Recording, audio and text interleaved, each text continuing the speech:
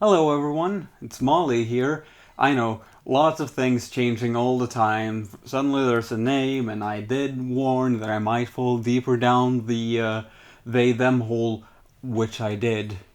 Fucking hard, and I love it. So that happened, but you might also be wondering, why aren't I in my room where things normally are? And, well, you might hear that problem.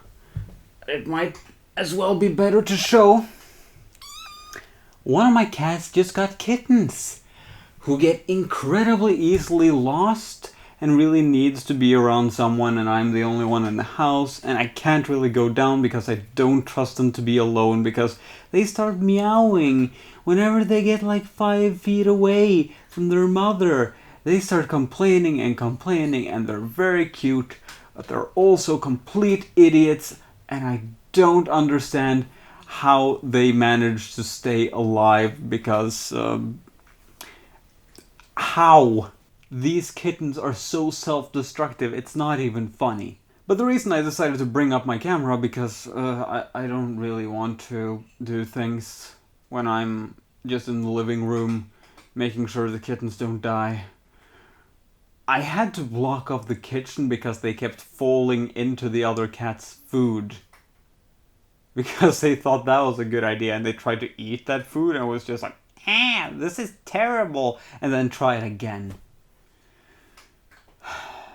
Anyways, currently I am reading a series that I will not bring up here that is very obscure, very strange. Nobody's ever heard about it, but it is really good. And that made me think, isn't one of the main reasons that I read so much weird garbage that I want to be someone who can sift through all of that and tell people, hey, there are some really good things out there that you may not have heard about that deserves a second chance.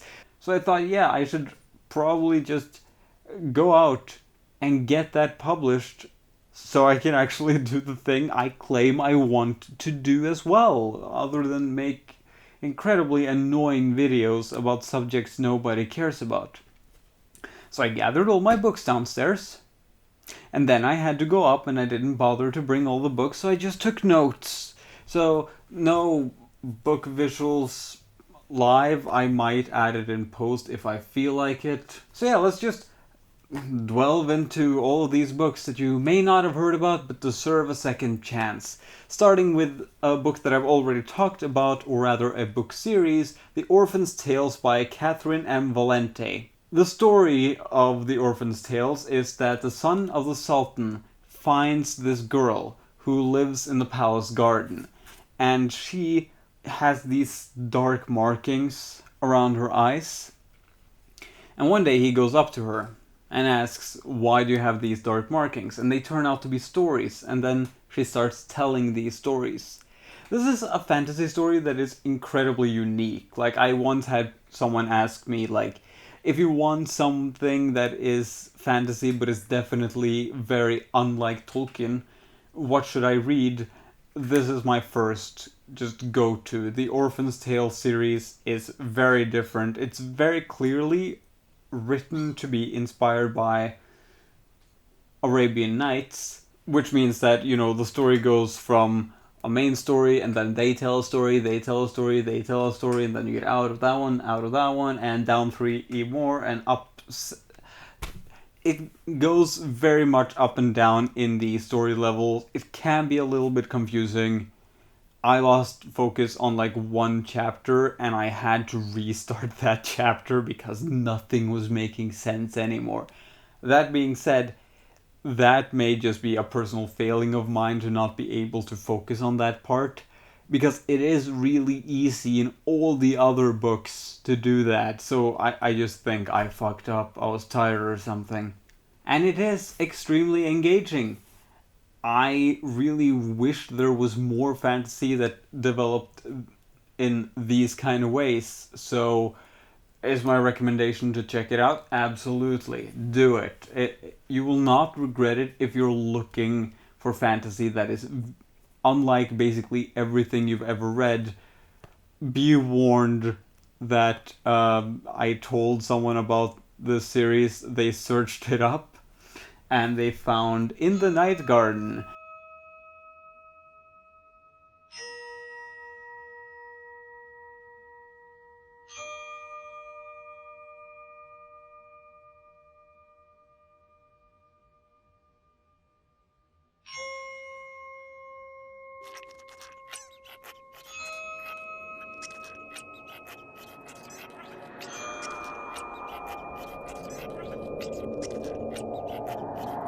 The children's TV show that I had to suffer through because I had some, not siblings, but my mother has a sister who has kids, and they were watching this shit. It was dreadful. It was terrifying. You get to see the almighty, horrifying Makapaka. Be warned that you might see images of that show because that shit was terrifying and really bad. I'm glad that shit's over. Ever notice how they just kind of recycle like ideas for children's shows every like 5 years or something? Like, oh, In the Night Garden is very popular. Let's kick that show now. Put in a new one, basically the same story over again. Is this a way of avoiding copyright or is it something else? Like, I don't know. We'll keep moving on to A Shadow on the Skin by Karen Guilfoyle. Okay, so this is about a boy who is from a noble family who doesn't wish to be part of this noble family anymore because they are terrible. Now, this noble family is one of the few families, if not the only one, it's been a while since I read it, that has magical powers. And he is in denial about this and tries to just, run away from the family. But what he doesn't know is that a lot of people have been manipulating him outside of his family and are going to manipulate him. This is a very dark story. Like, content notes include incest, rape, genocide, murder. Just, there are so many things about this series that is unpleasant. So, because Frank figured he could just climb my foot, I think he can be included here to alleviate that pain a little bit. Yeah, climbing my foot wasn't such a good idea, is it, little kitty? Oh. As I said, these kittens are morons. And it looks like Paperclip, or Artemis as the new owner wants to call him, because they have no sense of joy in them, is about to attack me as well. This is why I haven't been able to leave this living room. I've been sleeping here for about a week. Anyways, what was I talking about? Okay, yeah. Content notes on rape, incest, abuse, murder, genocide, just to mention a few of the things that is in The Shadow on the Skin. It's a really good book though. Like, all of the dark shit here is usually perpetrated by people that are really bad, which obviously. There are also some elements of it, like gaslighting, trying to lie about someone, manipulation that is done by seemingly good people, which is really interesting. And Paperclip is about to eat my wires, or is that Falcor? That's Falcor. It's fine, I had to plug in my camera anyways. Thanks for reminding me, Falcor. Don't want to run out of batteries. Seeing you're there. Okay, Frank. Like, Frank, this fucking idiot. Now, A Shadow on the Skin is also incredibly well written and an incredibly just enjoyable book, seen also very much from the political side, because obviously stemming from the one family that has political power but also magic does inherently say something about the injustice of hierarchy. And it's also incredibly well written. But if you think, okay, yeah, but this is a fantasy book, so I don't know if I have time to get invested in an entire series, here's the real fun kicker, at least for me. It's just one book in the entire series, so it's a lot easier and more easy to overcome than a lot of other fantasy stories. But yeah, check this book out. It's really good. Frank, you fucking moron.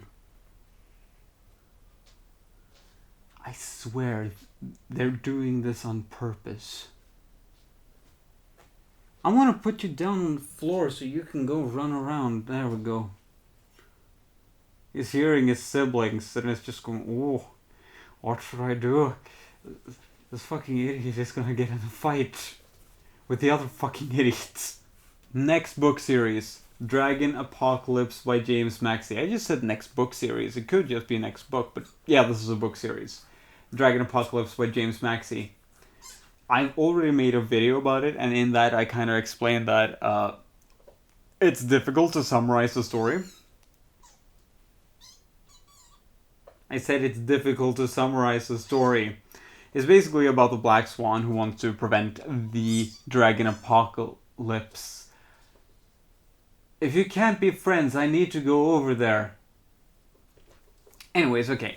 So, James Maxey, I've read the book he wrote before this, or the book series before he wrote this series, which I'm not going to recommend here because while I think it's relatively good and I think you should pick it up, it's not nearly as good as Dragon Apocalypse. And Dragon Apocalypse does have some mistakes in it, like it doesn't quite understand gender. So, you know, it tries to be inclusive, but it kind of fails a little bit, and you go, okay, so don't do that. And also, his book is incredibly heavy. I had to take regular breaks while reading it. Like, read one chapter, put the book down, go out for a cigarette, come back in, read another chapter, close it, out for another cigarette. I had to take a lot of really long breaks in order to just get into the book. But when I did, it was filled with some of the best fantasy elements that I've ever read. Just some of the most fantastic ideas ever. A plot that was so incredibly well constructed and just characters that were beyond clever.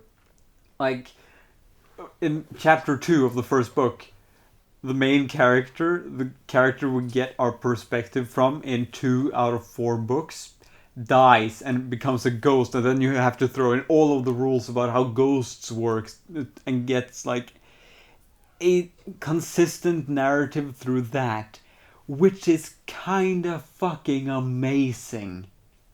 Oh, and there's another element that he isn't quite good at, and that's, you know, the sexuality thing. I not that he is particularly bad about it, it's just that in the third book it would have made so much more sense if one of the characters were ace and just didn't want to have a relationship, but no, it turned out it was looking for the one true love. But, you know, other than that, James Maxey is just like on it, writing so incredibly well and interesting and heavily and kind of fucking up gender, but 3 steps or 4, like, he's incredibly close to writing the best fantasy book ever, unless you count being revolutionary with themes and such, in which case, not revolutionary, but really good. Just read Dragon Apocalypse, I swear it is so good. And speaking of dragons, Brother to Dragons, Companion to Owls by Jane Linskold, which is, okay, so Brother to Dragons, Companion to Owls is the story about an asylum patient who gets thrown out into the world because the asylum can't afford to keep a lot of patients, even though they need help, into this vague sci-fi world where she has to survive, and eventually she learns that she has special powers. Some content notes on this: abuse, rape. This happens in the book, or doesn't happen but gets talked about, so, you know, it's less extreme, but it's great. It's so anti-ableism and just a really well constructed story. I will say that the vagueness of the sci-fi setting fits the character because she doesn't really pay attention to a lot of what happens around her in the world. I also think it is incredibly clever in how it puts in Shakespeare quotes, because she refers to a lot of things instead of just talking. So you end up with a lot of like Shakespeare quotes to try to communicate ideas, and sometimes it doesn't make sense how they're connected, but people understand it. It's a great book about how ableism is dangerous and you shouldn't partake in it. It's good. There's also flies in here because it's goddamn fucking warm right now. I don't have that much to say about it other than the fact that, it's cool. It's one of the first videos I ever made about something when I tried to make like bigger videos about everything I read, but I figured that was too much, just too much all the time. So I recommend reading Brother to Dragons, Companion to Owls by Jane Lindskold. Just, I think you will enjoy it. I think you'll get a lot out of it. Okay, so let's move on to a book by Stephen Chambers, which is probably not an author you've heard about, but this is the book Hopes. Okay, so the first concept you have to accept here is that in the distant future, neo-Nazis travel to space, and then in that distant future, people don't remember that they came from that, but there's clearly like iconography, and then a plague appears, and it's up to this shit person called Vel to sort it all out. It is incredibly well written, and of course anti-fascist as fuck, or else I wouldn't have recommended it. Come on, you know me better than that. I also look at me, I would be killed. I would be like among the first to go. If neo-Nazis ever took over. Let's see. It's incredibly well written, and when I call Vel like a shit person, that's on purpose.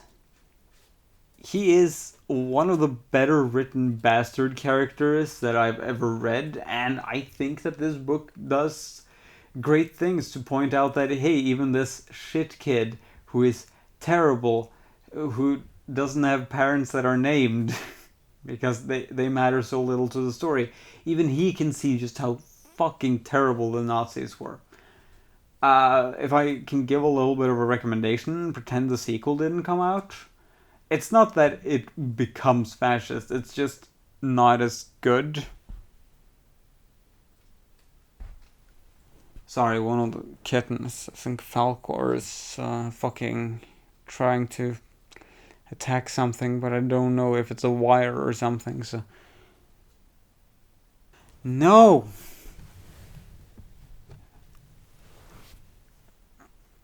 This is Falcor. Falcor is an idiot. Say hi. Yeah.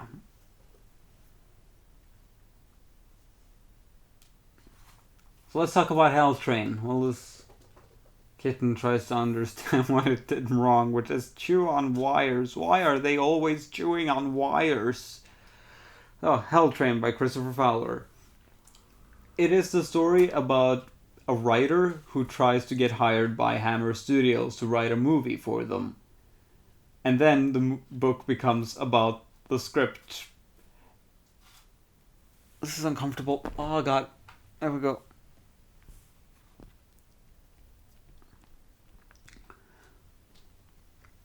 Hell Train is about someone trying to become a writer for...